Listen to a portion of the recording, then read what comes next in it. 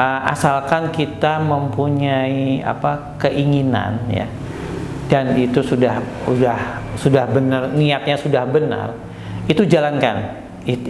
Ikhtiar itu tetap jalan ya, jalankan ikhtiar itu. Mungkin dulu usaha awal-awal itu sekitaran 2 juta, 3 juta omsetnya. Sekarang alhamdulillah setelah seperti ini, kondisinya mungkin dapatkan omset sekitar 30-40 juta sebulannya.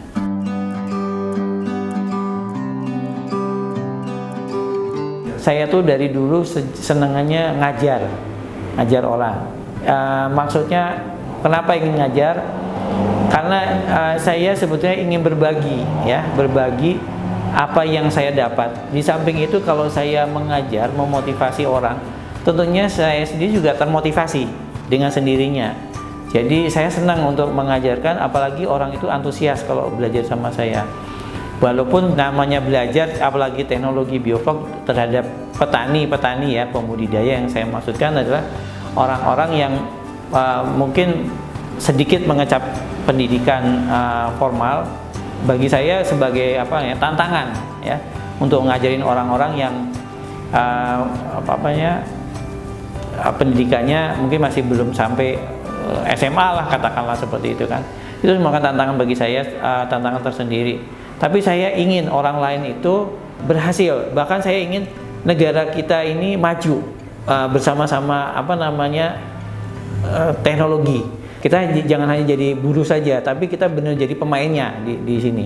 Karena saya pernah bekerja di luar negeri ya, jadi saya melihat bahwasanya sebetulnya orang Indonesia itu banyak yang potensi orang pinter-pinter itu banyak, cuman belum tahu wadahnya di mana mereka harus belajar itu.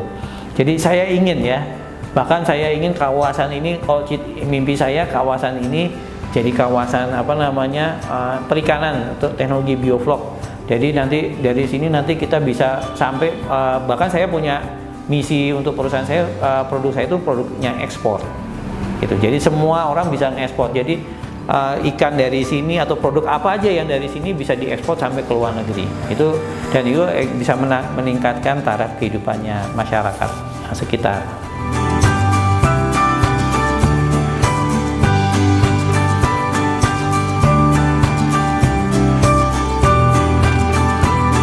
Assalamualaikum warahmatullahi wabarakatuh. Nama saya Jogi, Pak Jogi.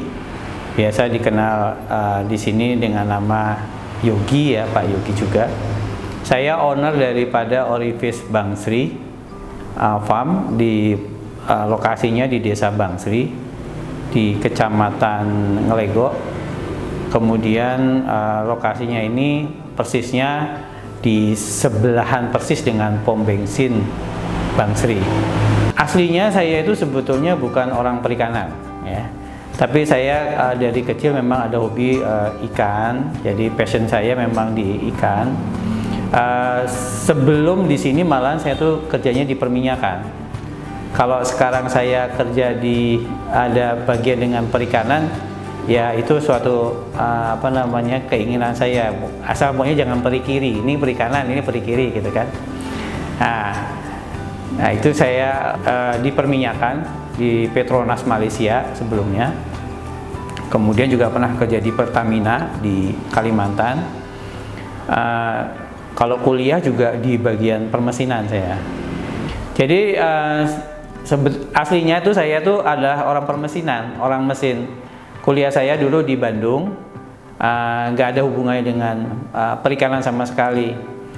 Nah, di tahun 2017 setelah saya umur saya dalam artian sudah mencapai pensiun, saya mencoba berusaha perikanan, mulainya dari lele ya dulu ya, lele itu pun belajar otodidak. Nggak ada yang mengajari, hanya mungkin dari YouTube saja saya belajarnya. Kemudian dari situ berkembang. Saya mempunyai kenalan beberapa, terutama orang dinas perikanan Kabupaten Blitar. Dari beliau-beliaulah kemudian saya diperkenalkan lebih banyak tentang dunia perikanan. Kemudian di tahun 2019 pertengahan saya diperkenalkan lagi dengan lebih mendalam tentang bioflok oleh orang-orang perikanan itu dari Dinas Kabupaten Blitar. Nah, mulai dari situ saya mulai mempelajari lebih intensif lagi. Sebelumnya saya memang agak pesimis dengan bioflok itu, karena banyak cerita-cerita bahwasanya bioflok itu banyak mengalami kegagalan. Tapi setelah saya pelajari lagi dengan banyak dari teori-teori yang ada, ikut pelatihan di Welingi dengan Pak Bambang Sugianto waktu itu, kemudian saya mencoba lagi, dan alhamdulillah setelah panen yang pertama kali saya merasakan bahwasanya memang bioflok ini bisa diandalkan untuk dunia perikanan. Di samping masih ada lagi teknologi lain yang sehubungan dengan teknologi perikanan ini.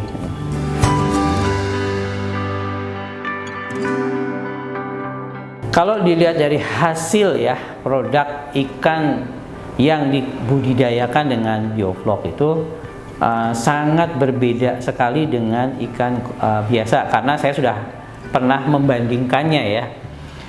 Ikan bioflok itu yang pertama, kalau misalkan rasa itu sangat gurih rasanya. Banyak orang juga testimoni, banyak orang mengatakan seperti itu. Kemudian dagingnya itu lebih tebal. Jadi orang memang sangat senang mengkonsumsi itu. Rasanya sudah gurih, dagingnya juga tebal. Itu yang perbedaan dari secara rasa. Perbedaan yang lainnya, ikan bioflok dan tidak bioflok itu, ikan bioflok seperti saya jelaskan itu lebih kuat terhadap penyakit ya. Maksudnya dia tidak mudah terkena penyakit. Jadi tingkat kehidupannya atau yang dalam dunia perikanan yang namanya SR itu survival rate-nya itu hampir 98% ke atas.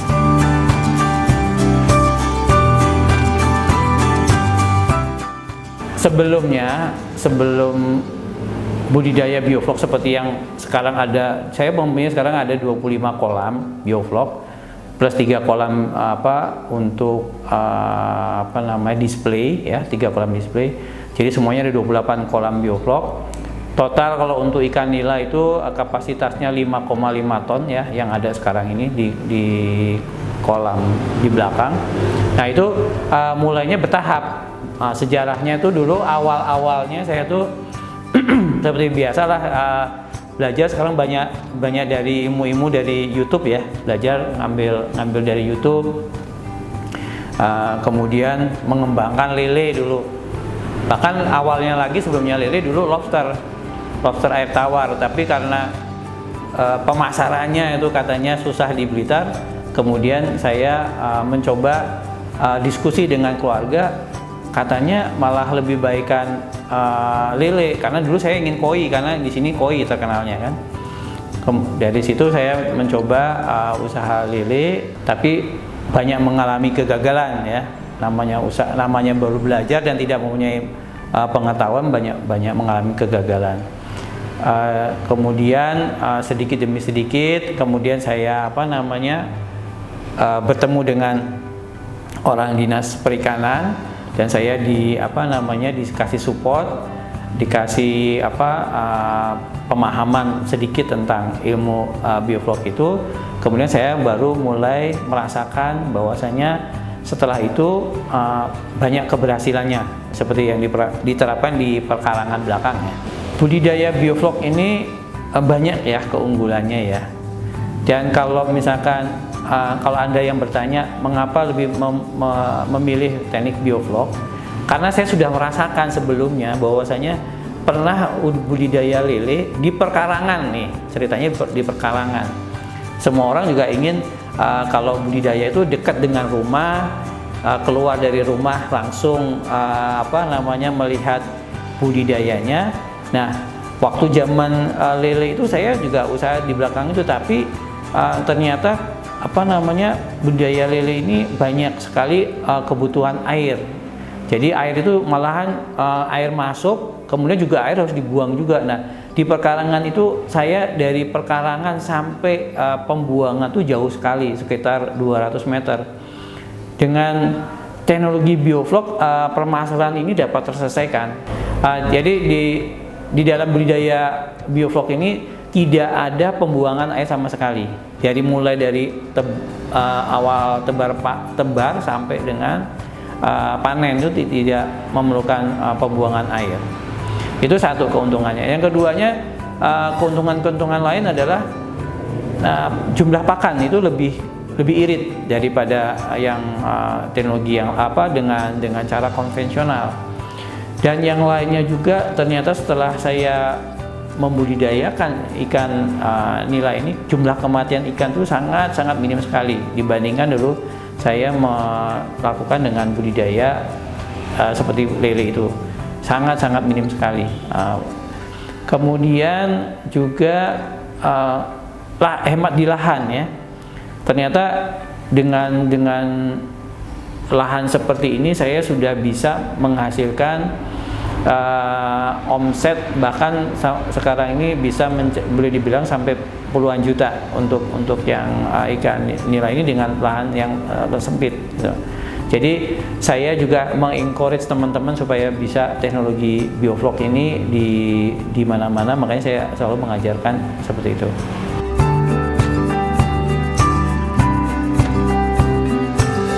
Dalam usaha ini ya, bioflok ini sebenarnya sudah banyak dikenal luas saat ini oleh beberapa pembudidaya ya, sudah mulai merasakan manfaatnya. Di samping pembudidaya, jadi pembudidaya, tapi pembudidaya ingin tahu lebih mendalam tentang apa sih bioflok.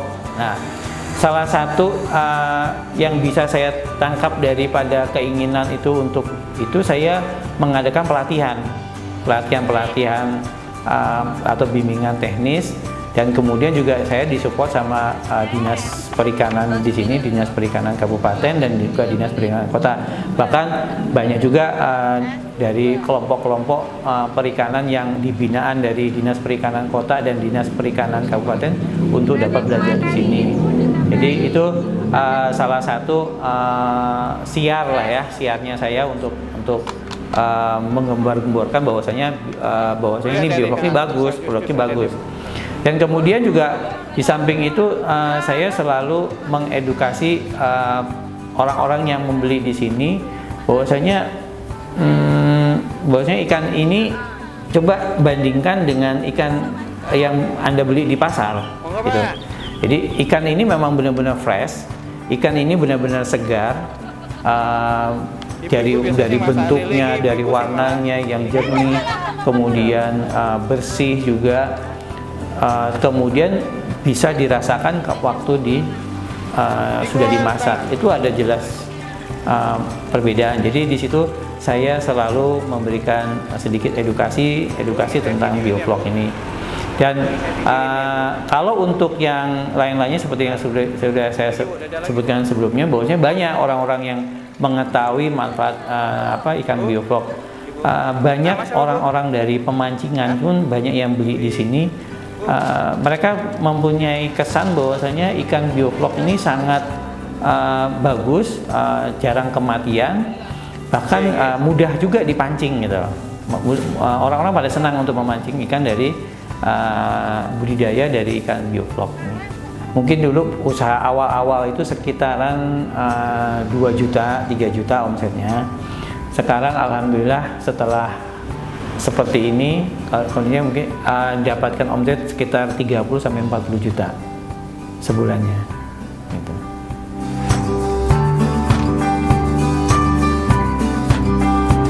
Jadi kalau dari strategi penjualan, kita semua sudah tahu ya, yang namanya pembudidaya biasanya orang yang paling agak susah ya. Yang paling enak itu biasanya pengepul ya, ataupun bakul di pasar sudah jadi. Kalau petani itu mulai dari tebar benih sampai dia panen itu selalu ada aja permasalahannya, sampai penjualan pun agak susah.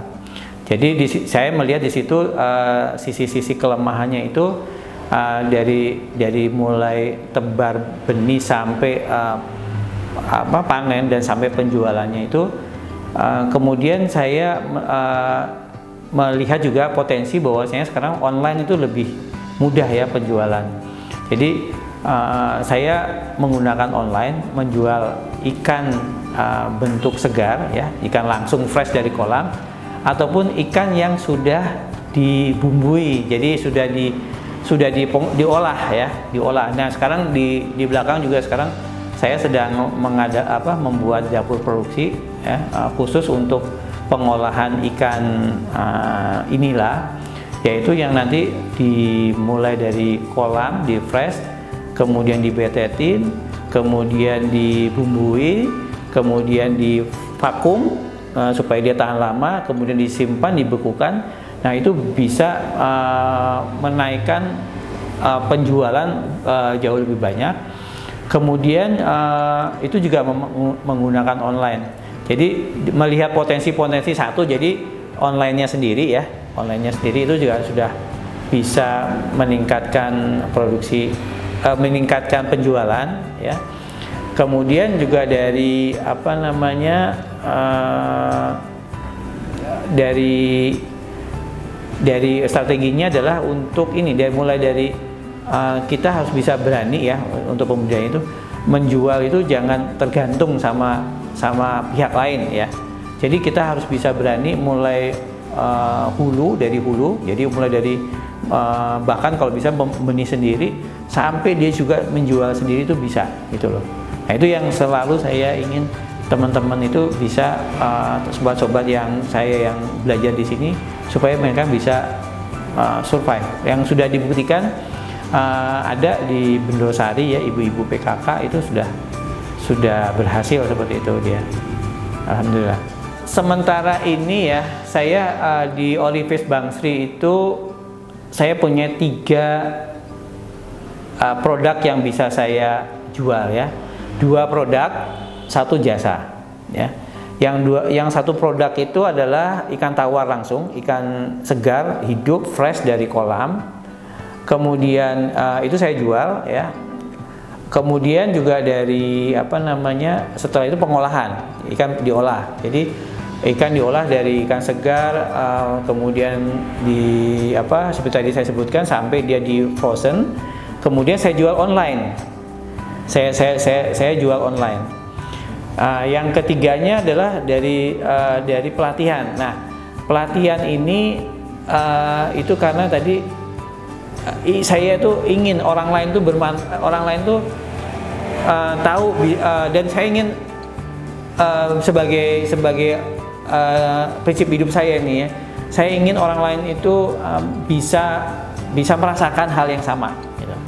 Manfaat daripada semuanya ini saya ingin selalu ingin memberikan. Prinsip saya hidup saya ini ingin memberikan. Jadi itulah sebabnya saya memberikan pelatihan. Tapi mungkin supaya orang itu lebih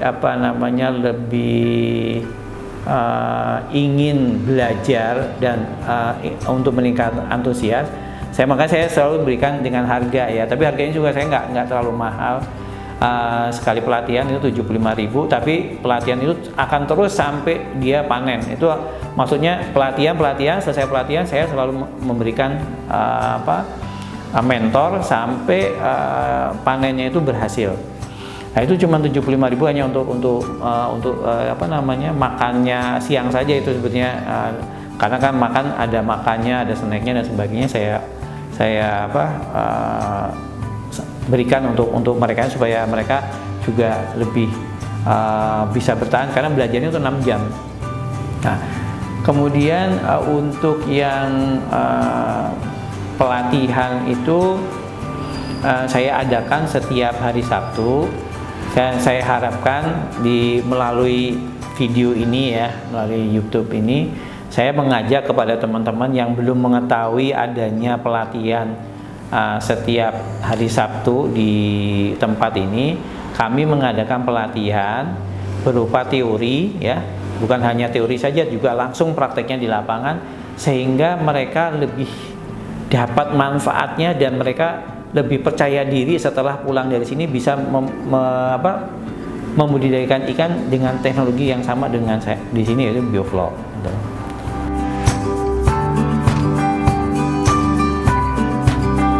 Kalau namanya kerugian, namanya usaha mesti selalunya terjadi ya.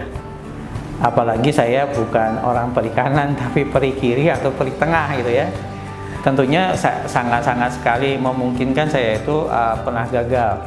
Bahkan saya pernah gagal 2 kali, yang pernah hitungan saya itu mati ikannya sebesar 2,5 kuintal 2 kali itu. Itu gara-garanya karena listrik ya. Karena ini ikan bioflok ini menggunakan teknologi, dan teknologi ini salah satunya adalah mengatur bagaimana caranya agar listrik itu tetap selalu berjalan 24 jam. Nah, itu pernah terjadi. Kegagalan itu adalah pada saat itu listrik padam, malam-malam terjadi petir, kemudian di saat itu saya masih tertidur. Nah, itu kemudian baru terasa pagi-pagi, mestinya nggak ada suaranya, udah 5 jam kematian ya. Kemudian saya dapat panen ikan besar-besar, udah mengambang, udah mati semua. Jadi panen terpaksa gitu.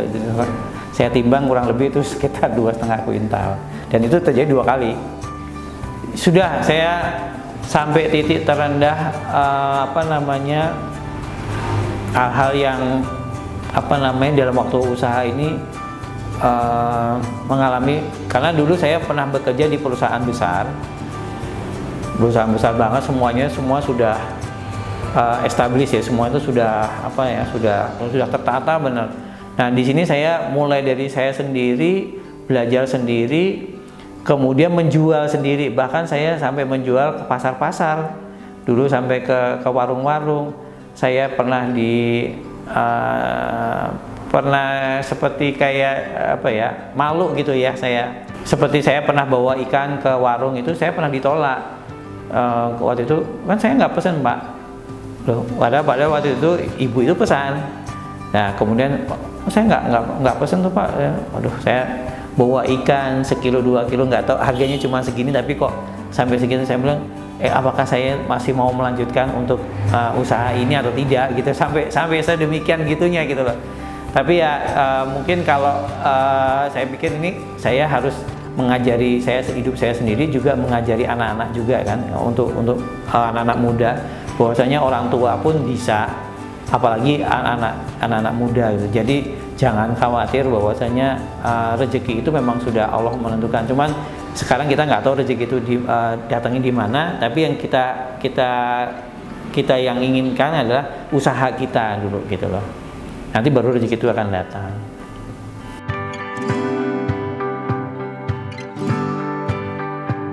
Pertanyaan, kalau misalnya adakah suka duka dalam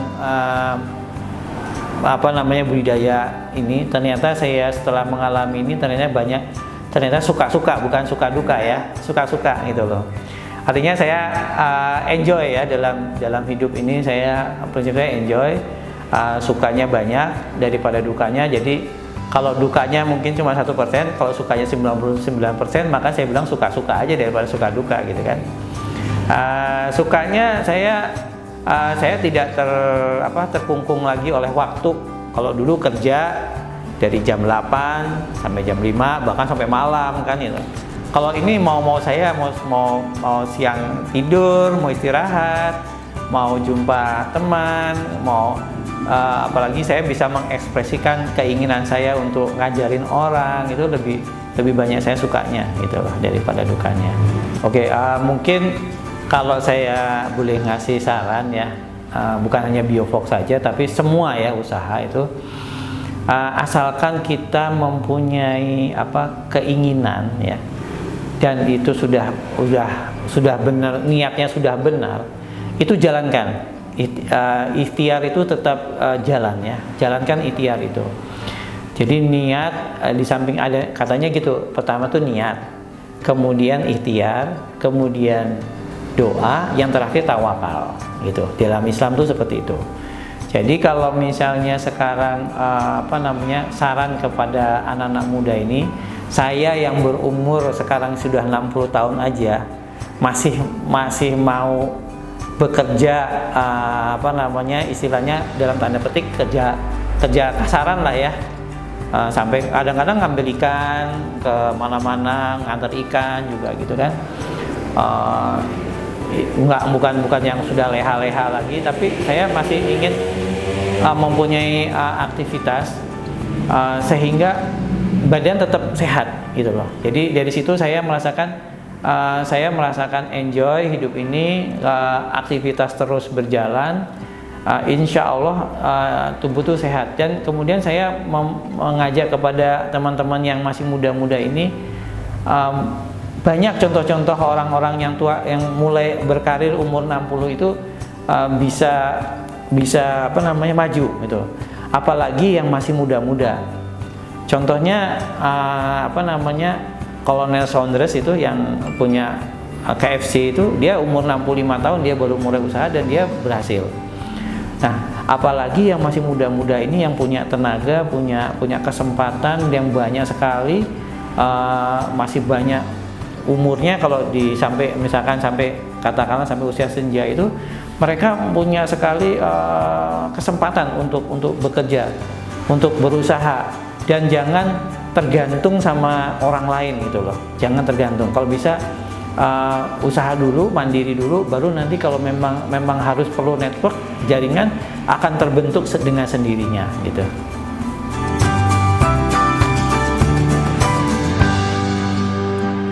Sebagai penutup, saya tentunya dari Orivis Bangsri sebagai pelaku usaha ya, kalau saya bilang daripada saya sebagai ownernya lah ya, pelaku usaha, saya minta maaf ya kalau misalkan ada kata-kata yang mungkin lebih daripada yang saya ucapkan ya, berlebihan.